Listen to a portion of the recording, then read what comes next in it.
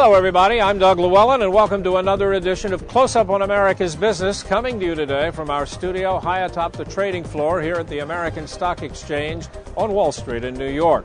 Today we are going to take a look at a very successful Red Bank, New Jersey investment and asset management firm that is providing outstanding service for its clients. Interestingly, in an industry that seems to be insatiably hungry for quick profits, this is a firm that focuses instead on the long term. The company is Fox Asset Management, LLC. They are managers of equity, fixed income, and balanced portfolios, and they've been doing it for more than 20 years. What's interesting is they are driven by what they described as a value-oriented investment strategy. That is, they look for higher quality companies with strong fundamentals, particularly strong balance sheets and cash flow that are priced below their intrinsic value. They carefully select their investments that are built to last. The company has an extraordinary management team that has spent many years here on Wall Street, and that certainly holds true for their CEO, who is one of the most experienced and highly regarded individuals in the industry. His name is William Dodge.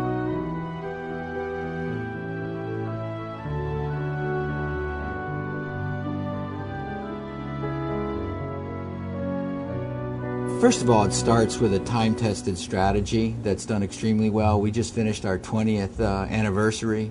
We have products that have been in the marketplace for 20 years that have been in the top 25% or even better in the top 10% in some surveys over that 20-year period. So we have a process that we're very confident works. The next thing is a company our size, if it's going to differentiate itself, needs to deliver product and service client needs better than anyone else. Certainly the big guys that use a lot of television and a lot of other brand awareness and big marketing budgets.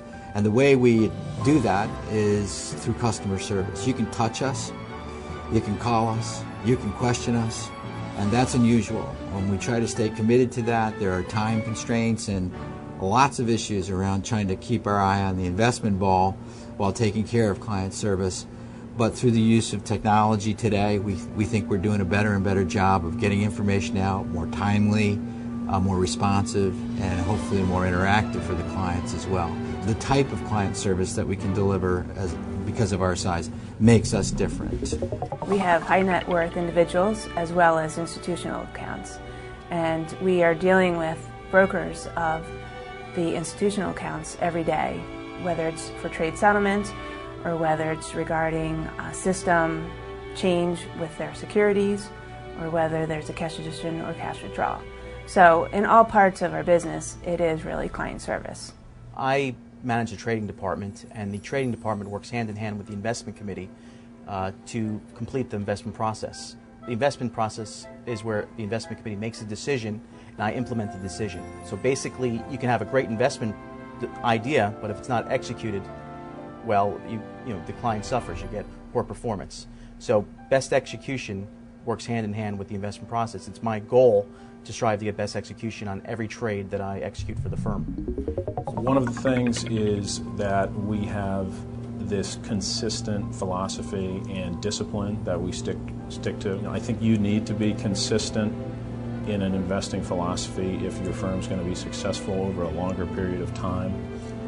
You can look at the late 90s with the tech bubble. There's plenty of firms that for 2 or 3 years did phenomenally well, and then 2 or 3 years later went out of business, simply because they were just chasing what was working at that moment in time, and when things changed, they didn't know what to do. So it's really important to have a consistent philosophy, and obviously a consistent philosophy that works. I think Fox is a firm that has tremendous potential, and it's really close to realizing that tremendous potential. The analogy I use is an analogy of like a country western star who toils in Nashville for 10 or 12 years and then has a hit record, and all of a sudden he or she is a star. And then they ask him, oh, you're an overnight success. And you say, yeah, I was an overnight success. It only took me 12 years. The same kind of thing is at Fox, where we've been working very hard to establish a strong track record, to utilizing the same philosophy and the same process to come up with good investment strategies for our clients and try to bring that to a growing marketplace. We're really close to achieving notoriety or a brand that we think can serve our clients, a growing number of clients, very well for a number of years. We're independent investment advisors as opposed to stockbrokers or mutual fund managers. That generally means we manage individual or separate accounts. When you come to us, we don't generally put it in a mutual fund. We give you a statement, that's your account, and we buy and sell securities for your own account.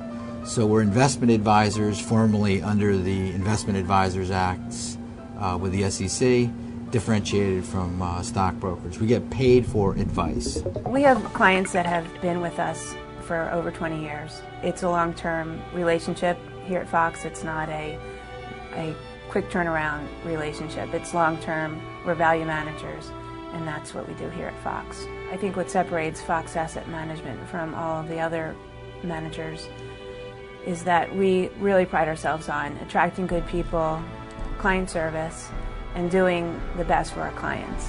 We take each client and think of it as our own. How would we want to be dealt with regarding a security problem, or whether it's a trading problem, or whether information is needed. So we put our clients up to the forefront and treat them as we would want to be treated. Once an investment decision is made, we discuss that investment decision, the execution of it, daily. I have a direct line to the investment committee and the chief investment officer, and we discuss, how is the trading going? How is the stock moving? How is the stock going up or going down? Should we buy more or should we buy less? So once the decision is actually made, it's then a constant dialogue between myself, the chief investment officer, and the investment committee to decide where to take that stock, what to do with that stock. So the investment process doesn't end when the decision is made.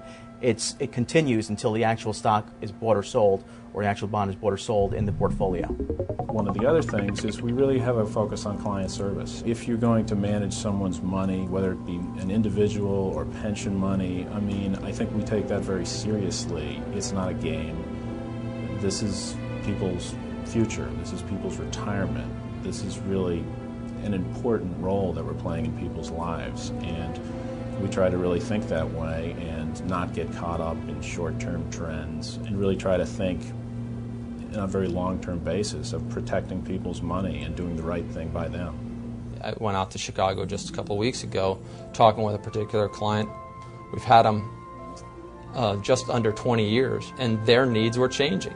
This is a portion of a family portfolio. Their family was getting a little older. They had had some children, and they wanted to know how best to position that portfolio for their needs. So that flexibility, at Fox, we are able to provide for their needs pretty well.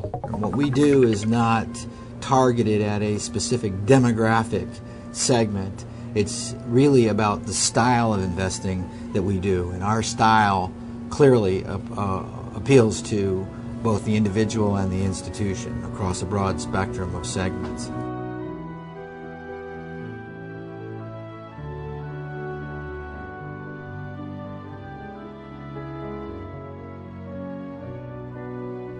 There you are, a fascinating look at a very, very interesting investment and asset management firm today, Fox Asset Management, LLC of Red Bank, New Jersey.